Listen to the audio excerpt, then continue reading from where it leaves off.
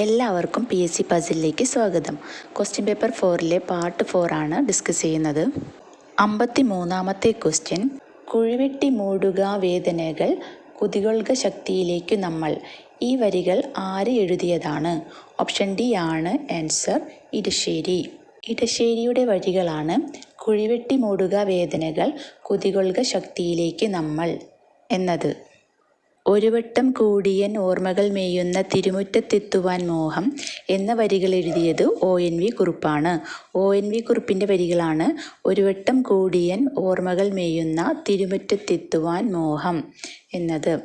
സ്നേഹിക്കയില്ല ഞാൻ നോവുമാത്മാവിന് സ്നേഹിച്ചിടാത്തൊരു തത്വശാസ്ത്രത്തെയും എന്ന വരികൾ എഴുതിയത് വയലാറാണ്. വയലാറിൻ്റെ വരികളാണ് സ്നേഹിക്കയില്ല ഞാൻ നോവുമാത്മാവിന് സ്നേഹിച്ചിടാത്തൊരു തത്വശാസ്ത്രത്തെയും. വെളിച്ചം ദുഃഖമാണുണ്ണി തമസ്സല്ലോ സുഖപ്രദം എന്ന വരികൾ എഴുതിയത് അക്കിത്തമാണ്. അക്കിത്തത്തിൻ്റെ വരികളാണ് വെളിച്ചം ദുഃഖമാണുണ്ണി തമസ്സല്ലോ സുഖപ്രദം. 54-ാമത്തെ ക്വസ്റ്റ്യൻ, ഇന്ത്യൻ ഫുട്ബോൾ ടീമിന് വേണ്ടി ഏറ്റവും കൂടുതൽ മത്സരങ്ങൾ കളിച്ച കളിക്കാരൻ ആരാണ്? ഓപ്ഷൻ ബി ആണ് ആൻസർ, സുനിൽ ഛേത്രി. 55-ാമത്തെ ക്വസ്റ്റ്യൻ, ലക്ഷണയുക്തമായ ആദ്യത്തെ മലയാള നോവലേത്? ഓപ്ഷൻ സി ആണ് ആൻസർ, ഇന്ദുലേഖ. ഇന്ദുലേഖയാണ് ലക്ഷണയുക്തമായ ആദ്യത്തെ മലയാള നോവൽ. കുന്തലത എന്ന നോവൽ അപ്പു നെടുങ്ങാടിയുടേതാണ്. കുന്തലത എന്ന നോവൽ അപ്പു നെടുങ്ങാടിയുടേതാണ്. ശാരദ എന്ന നോവൽ O ചന്തുമേനോൻ്റേതാണ്. O ചന്തുമേനോൻ്റെ നോവലാണ് ശാരദ. 56-ാമത്തെ ക്വസ്റ്റ്യൻ, 2023-ലെ എഴുത്തച്ഛൻ പുരസ്കാരം നേടിയത് ആരാണ്? ഓപ്ഷൻ ബി ആണ് ആൻസർ, SK വസന്തൻ. SK വസന്തനാണ് 2023-ലെ എഴുത്തച്ഛൻ പുരസ്കാരം നേടിയത്. 2024-ലെ എഴുത്തച്ഛൻ പുരസ്കാരം NS മാധവനാണ് ലഭിച്ചത്. NS മാധവനാണ് 2024-ലെ എഴുത്തച്ഛൻ പുരസ്കാരം ലഭിച്ചത്. 57-ാമത്തെ ക്വസ്റ്റ്യൻ, അറിയാത്ത അത്ഭുതങ്ങളെ ഗർഭത്തിൽ വഹിക്കുന്ന മഹാസമുദ്രങ്ങളെക്കാൾ അറിയുന്ന എൻ്റെ നിളയാണെനിക്കിഷ്ടം. ഇതാരുടെ വാക്കുകളാണ്? ഓപ്ഷൻ എ ആണ് answer, MT Vasudevan Nair. MT Vasudevan നായരുടെ വാക്കുകളാണ് അറിയാത്ത അത്ഭുതങ്ങളെ ഗർഭത്തിൽ വഹിക്കുന്ന മഹാസമുദ്രങ്ങളെക്കാൾ അറിയുന്ന എൻ്റെ നിളയാണെനിക്കിഷ്ടം എന്നത്.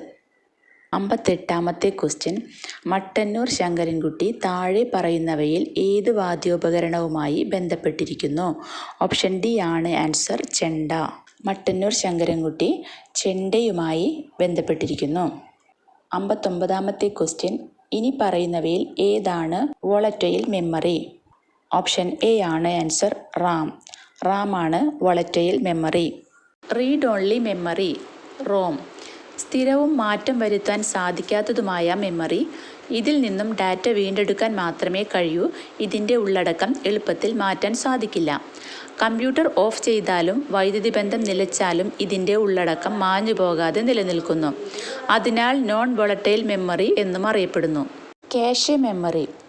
പ്രോസസ്സറിൻ്റെയും റാമിൻ്റെയും ഇടയ്ക്കുള്ള ചെറുതും വേഗതയേറിയതുമായ മെമ്മറിയാണ് കാഷെ മെമ്മറി. കൂടെ ആവശ്യമായി വരുന്ന ഡാറ്റയും നിർദ്ദേശങ്ങളും വേഗത്തിൽ എടുക്കാനായി കാഷെ മെമ്മറിയിൽ സൂക്ഷിക്കുന്നു. പ്രോസസ്സർ ഡാറ്റയെ റാമിലെ ഒരു ലൊക്കേഷനിൽ സംഭരിക്കുകയോ അതിൽ നിന്ന് തിരിച്ചെടുക്കുകയോ ചെയ്യുമ്പോൾ ആദ്യം കാഷെ മെമ്മറിയിൽ ഡാറ്റയുടെ ഒരു കോപ്പി ഉണ്ടോ എന്ന് പരിശോധിക്കുന്നു. അങ്ങനെയാണെങ്കിൽ പ്രോസസ്സർ കാഷെ മെമ്മറിയിൽ നിന്ന് ഇത് പെട്ടെന്ന് വീണ്ടെടുക്കുന്നു.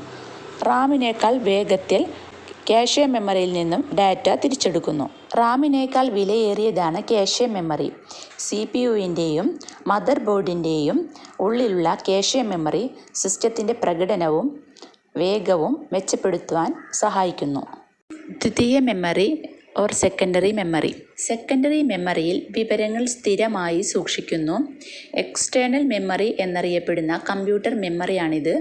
ദ്വിതീയ മെമ്മറി റാമിനേക്കാൾ സംഭരണശേഷി കൂടിയവയാണ്, എന്നാൽ വേഗം കുറവാണ്. പ്രോഗ്രാമും ഡാറ്റയും ഇതിൽ സൂക്ഷിക്കുന്നുണ്ടെങ്കിലും പ്രോസസ്സറിന് അവയെ നേരിട്ട് ഉപയോഗിക്കാൻ സാധിക്കില്ല. ഓക്സിലറി മെമ്മറി, ബാക്കപ്പ് മെമ്മറി എന്നിങ്ങനെ അറിയപ്പെടുന്നത് സെക്കൻഡറി മെമ്മറിയാണ്. പ്രധാന സെക്കൻഡറി മെമ്മറി യൂണിറ്റുകൾ floppy disk, hard disk, compact disk, pen drive, solid state drive, ഒരു കമ്പ്യൂട്ടറിൽ നിന്ന് മറ്റൊരു കമ്പ്യൂട്ടറിലേക്ക് ഡാറ്റയോ പ്രോഗ്രാമുകളോ കൈമാറ്റം ചെയ്യാൻ ദ്വിതീയ മെമ്മറി ഉപയോഗിക്കുന്നു. ഇത് ഒരു ബാക്കപ്പായും ഉപയോഗിക്കുന്നു. 60-ാമത്തെ ക്വസ്റ്റ്യൻ. സ്പ്രെഡ്ഷീറ്റ് സോഫ്റ്റ്വെയറിൻ്റെ പ്രാഥമിക പ്രവർത്തനം എന്താണ്? ഓപ്ഷൻ സി ആണ് ആൻസർ. സംഖ്യാ ഡാറ്റയും കണക്കുകൂട്ടലുകളും സൃഷ്ടിക്കുകയും കൈകാര്യം ചെയ്യുകയും ചെയ്യുന്നു. സംഖ്യാ ഡാറ്റയും കണക്കുകൂട്ടലുകളും സൃഷ്ടിക്കുകയും കൈകാര്യം ചെയ്യുകയാണ് സ്പ്രെഡ്ഷീറ്റ് സോഫ്റ്റ്വെയറിൻ്റെ പ്രാഥമിക പ്രവർത്തനം. 61-ാമത്തെ ക്വസ്റ്റ്യൻ. സോഷ്യൽ മീഡിയയിൽ മുമ്പ് അറിയപ്പെട്ടിരുന്ന ഫേസ്ബുക്കിൻ്റെ പുതിയ പേര്? ഓപ്ഷൻ എ ആണ് ആൻസർ. മെറ്റ. മെറ്റ എന്നാണ് സോഷ്യൽ മീഡിയയിൽ മുമ്പ് അറിയപ്പെട്ടിരുന്ന ഫേസ്ബുക്കിൻ്റെ പുതിയ പേര്. 62-ാമത്തെ ക്വസ്റ്റ്യൻ. ഇനി പറയുന്ന നെറ്റ്വർക്ക് ഉപകരണങ്ങളിൽ ഏതാണ് ഡാറ്റ പാക്കറ്റുകളുടെ രൂപത്തിൽ കൈമാറുന്നത്? ഓപ്ഷൻ ഡി ആണ് ആൻസർ. റൂട്ടർ.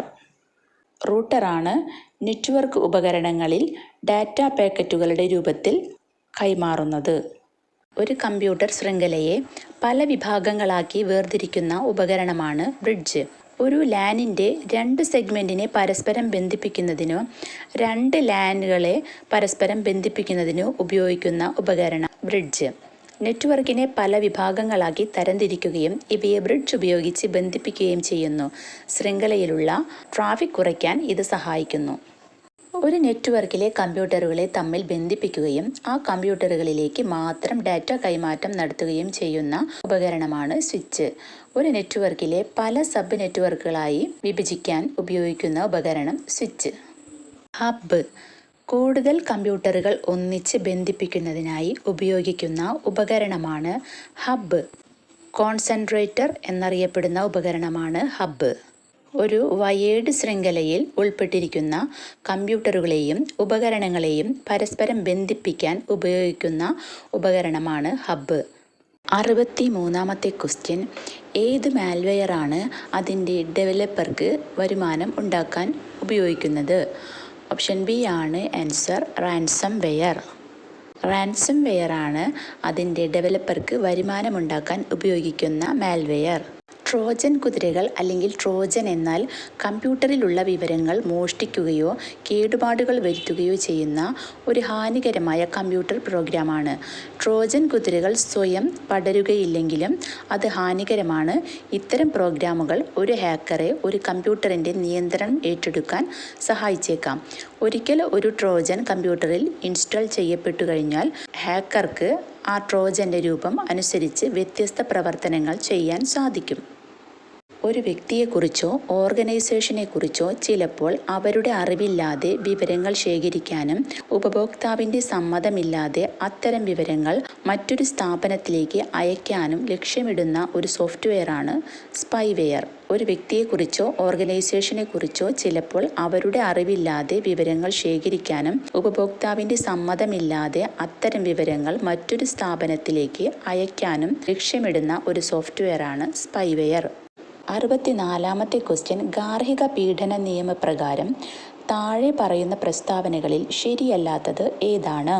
ഓപ്ഷൻ എ ആണ് ആൻസർ. ഒന്ന് മാത്രമാണ് ശരിയല്ലാത്തത്. മകൾക്ക് രണ്ടാനമ്മയ്ക്കെതിരെ പീഡനത്തിന് കേസ് കൊടുക്കാനാവുന്നതാണ് എന്നതാണ് തെറ്റായ പ്രസ്താവന. ശരിയായ പ്രസ്താവനകൾ ഏതെല്ലാമാണെന്ന് നമുക്ക് നോക്കാം. വിവാഹിതരായ സ്ത്രീകൾക്ക് ഭർതൃമാതാവിനെതിരെ ഈ നിയമപ്രകാരം കേസ് കൊടുക്കാവുന്നതാണ്. സഹോദരിക്ക് സഹോദരനെതിരെ ഈ നിയമപ്രകാരം കേസ് കൊടുക്കാവുന്നതാണ്. മകൾക്ക് അച്ഛനെതിരെ ഈ നിയമപ്രകാരം കേസ് കൊടുക്കാവുന്നതാണ്. ഈ പ്രസ്താവനകളെല്ലാം ശരിയാണ്. 65-ാമത്തെ ക്വസ്റ്റ്യൻ. ദേശീയ മനുഷ്യാവകാശ കമ്മീഷൻ രൂപീകരിച്ച വർഷം? ഓപ്ഷൻ എ ആണ് ആൻസർ. 1993. 1993 ദേശീയ മനുഷ്യാവകാശ കമ്മീഷൻ രൂപീകരിച്ചത്. 66-ാമത്തെ ക്വസ്റ്റ്യൻ. ബാലനീതി നിയമപ്രകാരം അതീവ ഗുരുതരമായ കുറ്റകൃത്യം എന്നാൽ എന്ത്? ഓപ്ഷൻ സി ആണ് ആൻസർ. മിനിമം 7 വർഷം ശിക്ഷ ലഭിക്കാവുന്ന കുറ്റമാണ്. 67-ാമത്തെ ക്വസ്റ്റ്യൻ. ഉപഭോക്തൃ സംരക്ഷണ നിയമപ്രകാരം തെറ്റിദ്ധാരണ ഉളവാക്കുന്ന പരസ്യങ്ങൾ പ്രസിദ്ധീകരിക്കുന്നതിനുള്ള പിഴയെത്ര? ഓപ്ഷൻ എ ആണ് ആൻസർ. 10 ലക്ഷം രൂപ വരെ. ഉപഭോക്തൃ സംരക്ഷണ നിയമപ്രകാരം തെറ്റിദ്ധാരണ ഉളവാക്കുന്ന പരസ്യങ്ങൾ പ്രസിദ്ധീകരിക്കുന്നതിനുള്ള പിഴ 10 ലക്ഷം രൂപ വരെയാണ്. 68ാമത്തെ ക്വസ്റ്റ്യൻ, വിവരാവകാശ നിയമപ്രകാരം ആവശ്യപ്പെടുന്ന വിവരം ഒരു വ്യക്തിയുടെ സ്വാതന്ത്ര്യത്തെ സംബന്ധിച്ചതെങ്കിൽ ഉത്തരം ലഭ്യമാക്കേണ്ട സമയപരിധി. ഓപ്ഷൻ സി ആണ് ആൻസർ, 48 മണിക്കൂർ. ഏത് സംഗതിയും അപേക്ഷ ലഭിച്ച് 30 ദിവസത്തിനുള്ളിൽ ഉത്തരം ലഭ്യമാക്കേണ്ടതാണ്. ഒരു വ്യക്തിയുടെ സ്വാതന്ത്ര്യത്തെ സംബന്ധിച്ചതാണെങ്കിൽ ഉത്തരം ലഭ്യമാക്കേണ്ട സമയപരിധി 48 മണിക്കൂറാണ്. 69ാമത്തെ ക്വസ്റ്റ്യൻ, ദേശീയ വനിതാ കമ്മീഷന്റെ ഇപ്പോഴത്തെ അധ്യക്ഷ. വിജയ കിഷോർ രഹത്കർ ആണ് ദേശീയ വനിതാ കമ്മീഷന്റെ ഇപ്പോഴത്തെ അധ്യക്ഷ. വിജയ കിഷോർ രഹത്കർ. 70ാമത്തെ ക്വസ്റ്റ്യൻ, വിവാഹ സമാനമായ ബന്ധത്തിൽ കഴിയുന്ന സ്ത്രീകൾക്ക് പുരുഷ പങ്കാളിയുടെ വീട്ടിൽ താമസിക്കുന്നതിനുള്ള അവകാശം ഉറപ്പുവരുത്തുന്ന നിയമം. ഓപ്ഷൻ ഡി ആണ് ആൻസർ, ഗാർഹിക പീഡന നിയമം. ഗാർഹിക പീഡന നിയമമാണ് വിവാഹ സമാനമായ ബന്ധത്തിൽ കഴിയുന്ന സ്ത്രീകൾക്ക് പുരുഷ പങ്കാളിയുടെ വീട്ടിൽ താമസിക്കുന്നതിനുള്ള അവകാശം ഉറപ്പുവരുത്തുന്ന നിയമം.